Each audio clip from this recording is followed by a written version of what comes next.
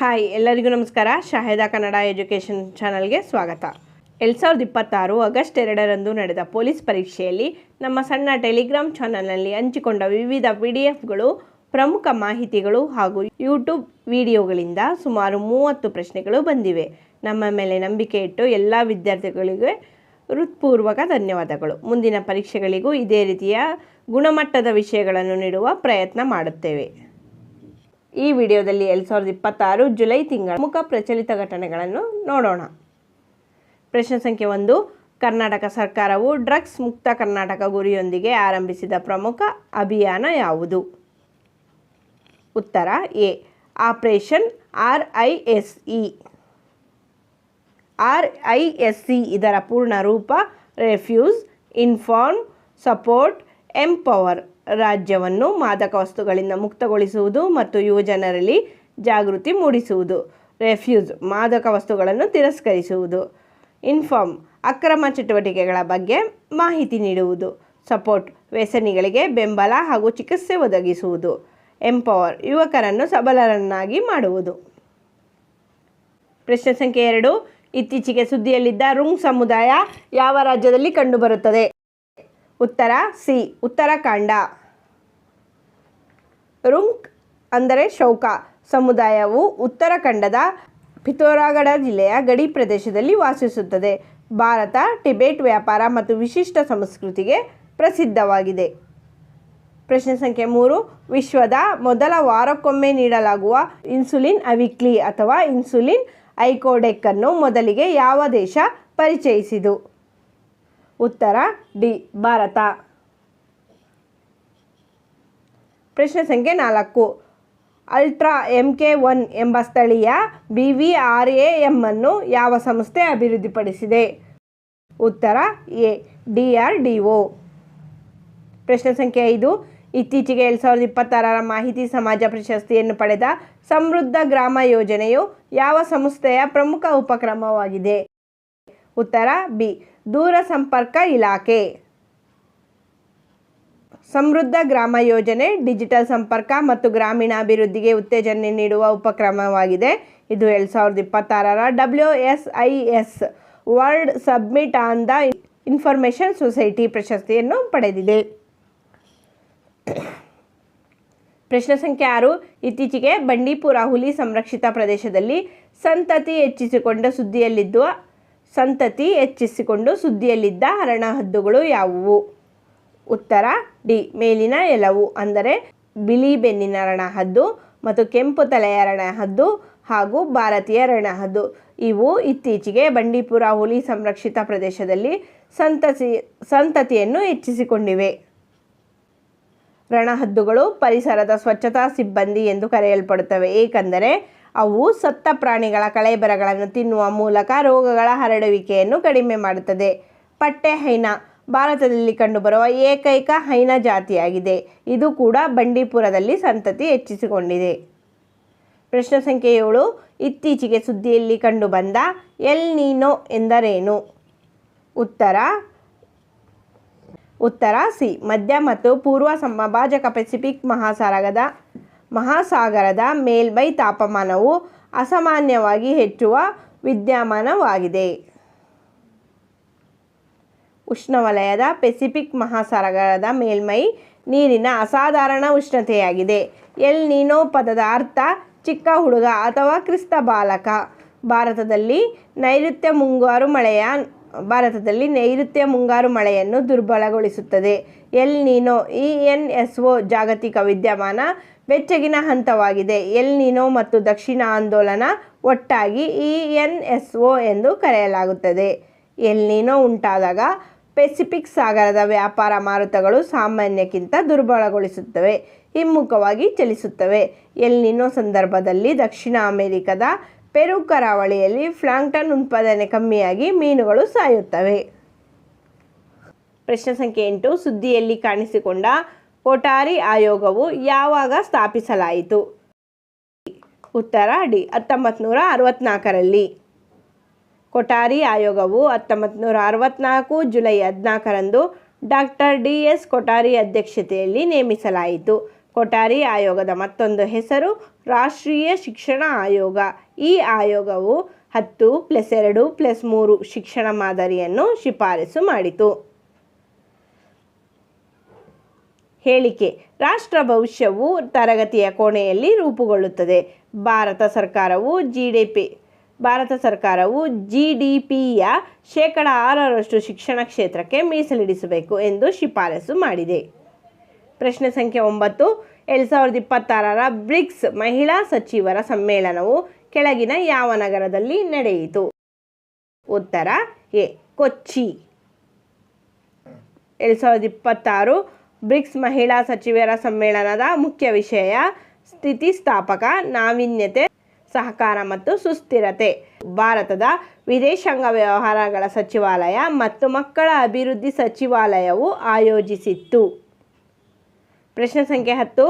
ಭಾರತ ಮತ್ತು ಆಸ್ಟ್ರೇಲಿಯಾ ಇತ್ತೀಚೆಗೆ ಯಾವ ಒಪ್ಪಂದದ ಅಡಿಯಲ್ಲಿ ದೀರ್ಘಾವಧಿಯ ಯುರೇನಿಯಂ ರಫ್ತಿಗೆ ಆಡಳಿತಾತ್ಮಕ ವ್ಯವಸ್ಥೆಯನ್ನು ಅಂತಿಮಗೊಳಿಸಿದೆ?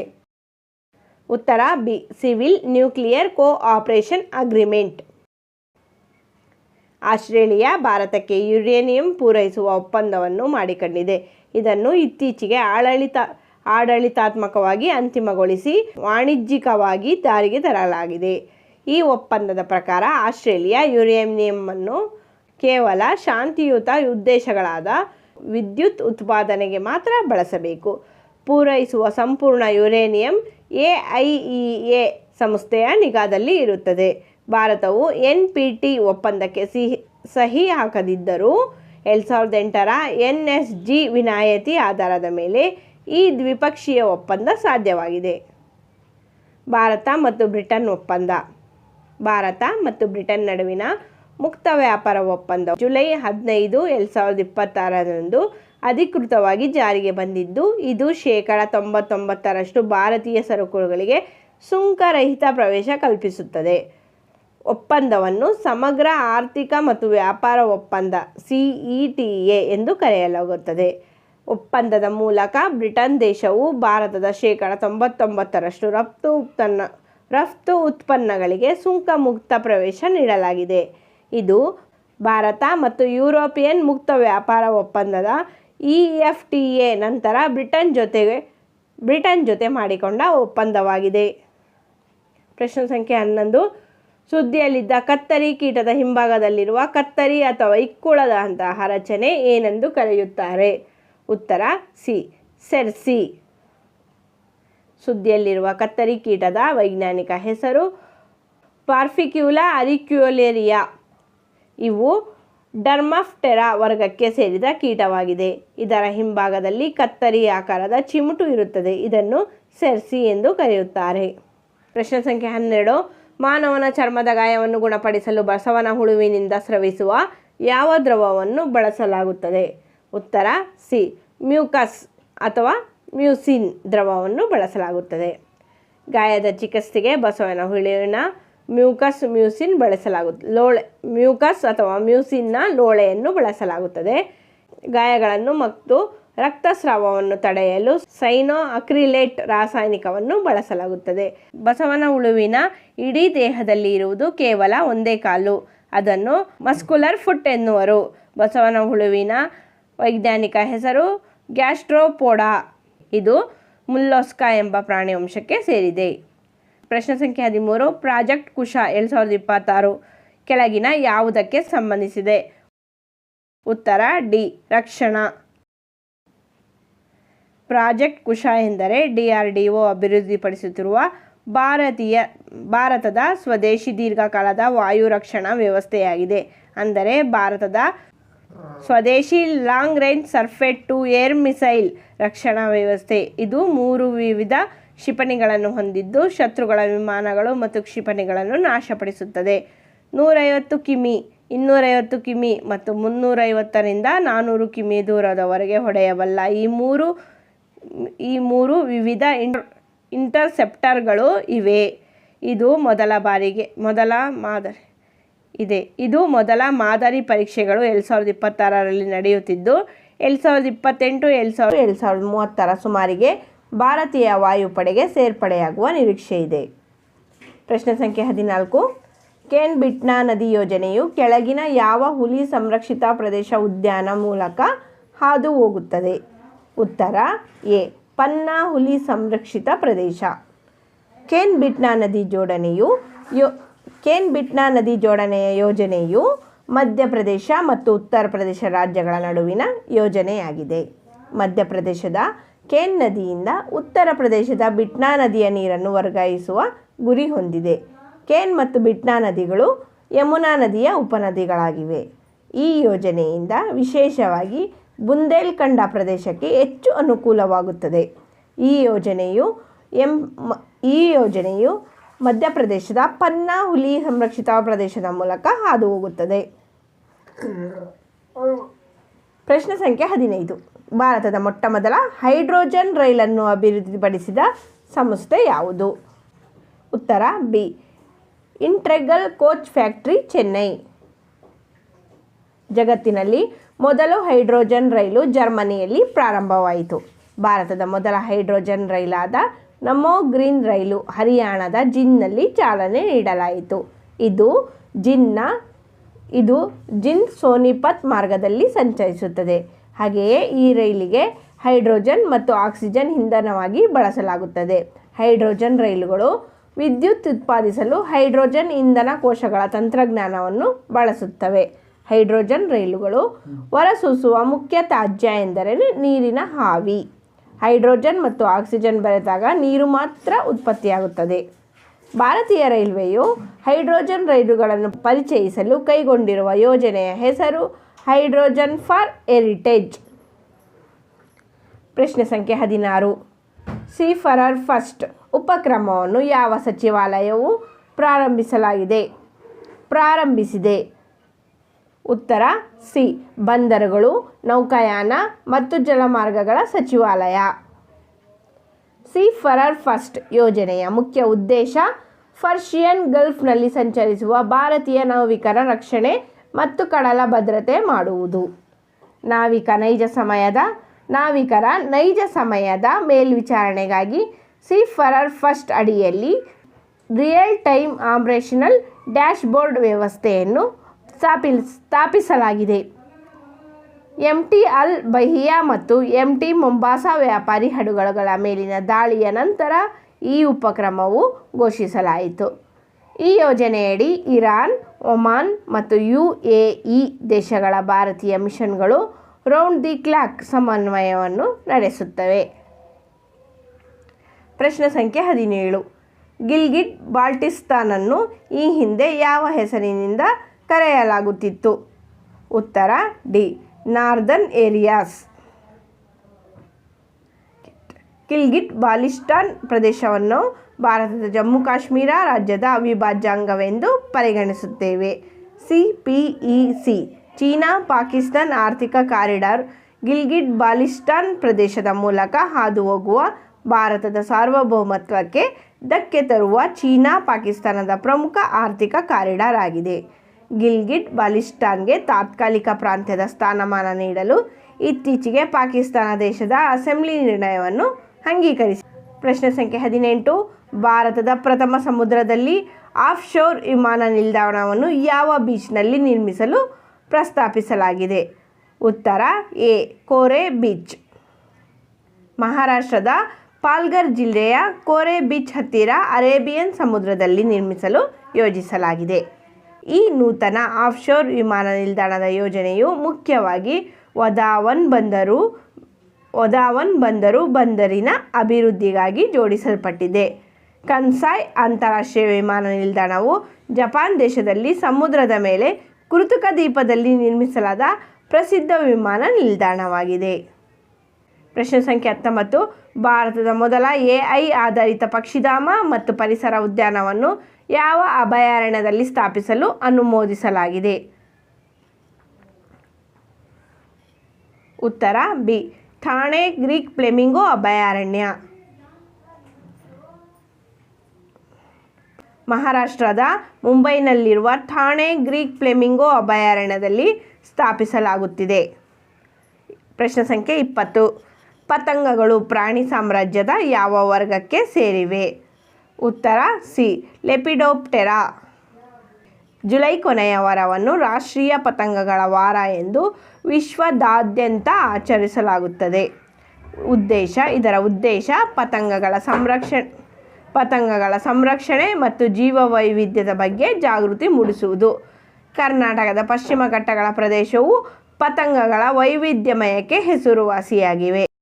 ಪ್ರಶ್ನೆ ಸಂಖ್ಯೆ 21. ಭಾರತೀಯ ರಿಸರ್ವ್ ಬ್ಯಾಂಕ್ RBIನ ಯಾವ ಅಂಗಸಂಸ್ಥೆಯು ಪಾಲಿಮರ್ ನೋಟುಗಳ ತಯಾರಿಕೆಗಾಗಿ ಜಾಗತಿಕ ಆಸಕ್ತಿ ಅಭಿವೃದ್ಧಿ ಆಹ್ವಾನಿಸಿದೆ? ಉತ್ತರ ಬಿ. BRB NMPL ಅಂದರೆ ಭಾರತೀಯ ರಿಸರ್ವ್ ಬ್ಯಾಂಕ್ ನೋಟ್ ಮುದ್ರಣ ಪ್ರೈವೇಟ್ ಲಿಮಿಟೆಡ್. ಪಾಲಿಮರ್ ಬ್ಯಾಂಕ್ ನೋಟುಗಳನ್ನು ತಯಾರಿಸಲು ಬೈಆಕ್ಸಿಯಲಿ ಓರಿಯೆಂಟೆಡ್ ಪಾಲಿಪ್ರೊಪೋಲಿನ್ ವಿಶೇಷ ವಸ್ತು ಬಳಸಲಾಗುತ್ತದೆ. ಸಾಮಾನ್ಯ ಕಾಗದದ ನೋಟುಗಳಿಗೆ ಹೋಲಿಸಿದರೆ ಪಾಲಿಮರ್ ಪ್ರಮುಖ ಪ್ರಯೋಜನವೆಂದರೆ ಹೆಚ್ಚು ಬಾಳಿಕೆ ಬರುವುದು ಮತ್ತು ನೀರು ಹಾಗೂ ಕೊಳೆಯನ್ನು ಪ್ರತಿರೋಧಿಸುವುದು. ಜಗತ್ತಿನಲ್ಲಿ ಮೊದಲು ಪಾಲಿಮರ್ ಪ್ಲಾಸ್ಟಿಕ್ ನೋಟುಗಳನ್ನು ಪರಿಚಯಿಸಿದ ದೇಶ ಆಸ್ಟ್ರೇಲಿಯಾ 1988ರಲ್ಲಿ.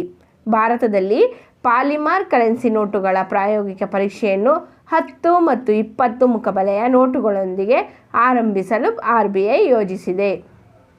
ಪ್ರಶ್ನೆ ಸಂಖ್ಯೆ 22. 2026ರ ವಿಶ್ವ ಜೂನಿಯರ್ ಸ್ಕ್ವಾಷ್ ಚಾಂಪಿಯನ್ಶಿಪ್ನಲ್ಲಿ ಬಾಲಕಿಯರ ಸಿಂಗಲ್ ಪ್ರಶಸ್ತಿ ಗೆದ್ದ ಮೊದಲ ಭಾರತೀಯ ಆಟಗಾರ್ತಿ ಯಾರು? ಉತ್ತರ ಸಿ. ಅನಾಹತ್ ಸಿಂಗ್. ಕೆನಡಾದ Niagara on the lake ಒಂಟಾರಿಯೋದಲ್ಲಿ ಈಜಿಪ್ಟ್ನ ರುಖಯ್ಯಾ Salim ಅವರನ್ನು ಸೋಲಿಸಿ 2026ರ ಜೂನಿಯರ್